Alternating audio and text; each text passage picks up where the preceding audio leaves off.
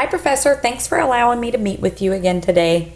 I know the last time we spoke, you were really reluctant to require something like MyHistoryLab because you use a lot of open site materials and activities for your students. But as amazing as you are with your students, you're still struggling to engage them. We've actually made some awesome new improvements this summer to MyHistoryLab that I think you'll absolutely love because it will address your needs specifically and do so all in one place. So previously we've looked at the flashcards, the study plan, the assignment calendar, and the e-text. While all those are absolutely still available, I want to begin by showing you the e-text again because we've really made some awesome new improvements to it. So each chapter is completely interactive for your students, which will keep them engaged in the material. At the very beginning, you'll notice something called the instructor e-text. So if you'll click on that as an instructor, it will pull up all the resources for that particular chapter. So this again is at the beginning of each chapter within the e-text. Also embedded within each chapter are the learning objectives. So you'll see those in the beginning and the end, and also throughout the chapter in the appropriate places. Before students begin reading, they'll actually go through something called our key topics videos. And there are anywhere from 2 to 4 of these at the beginning that will grab the student's attention prior to beginning the chapter. So this will really engage them in the content before they begin. And you'll notice that they're much better than any other publisher's videos on the market. They're professional and they look like Ken Burn types of films, which will really grasp them.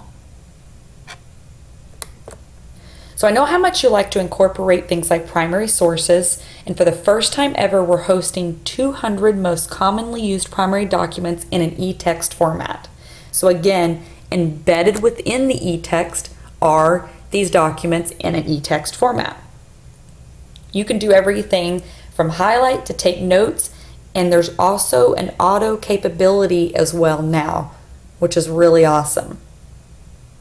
At the end of each primary source document, there are actually multiple choice questions that your students, so that they can review what they've learned. So let's go to the end of this one, and you'll see that there are questions at the end.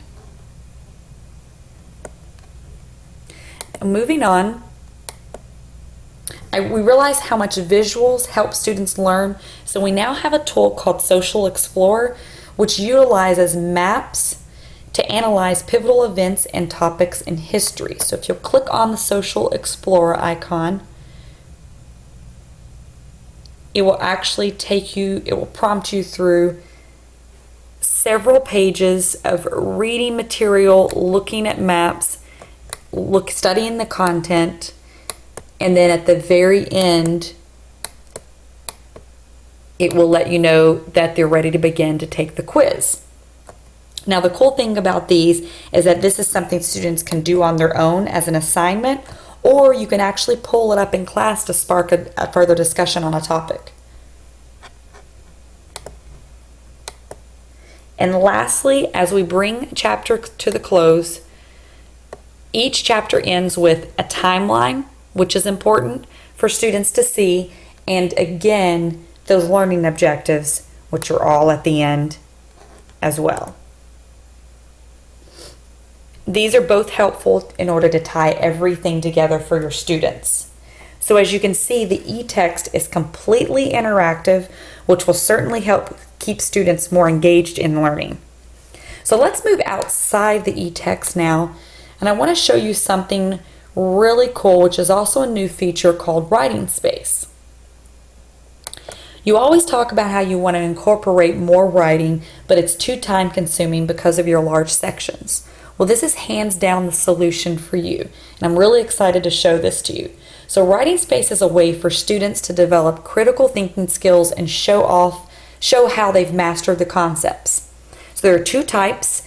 There are auto-graded and non-auto-graded assignments. And what I want to show you is the auto-graded assignments, because that's what you are really put to use with your larger sections. So you would choose a writing prompt for your students,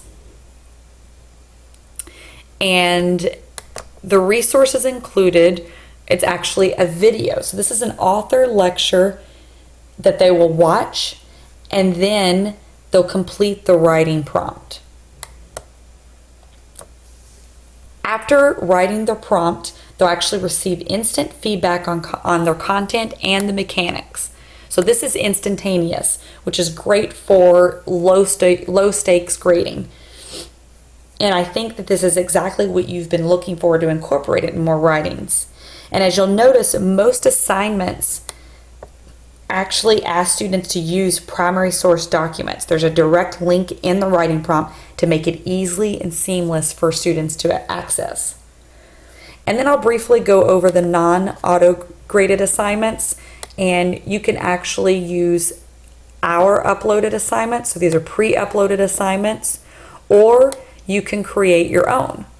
So you can do instructor created assignments. Now again, these are not auto-graded, so it's something you would go in and grade, but there is a default grading rubric you can use, or you can actually create and customize your own. Now I know I've said it a few times, but again, no other competitor or publisher has anything like this out there. All of the features I know that you would be very excited about would be this one in particular, because you can now incorporate more writing in your class. So in a nutshell, this is the new and improved MyHistoryLab. The value and power behind this program will allow you to enthusiastically engage your students and improve their learning outcomes. And I'm excited to introduce this to you. Thank you.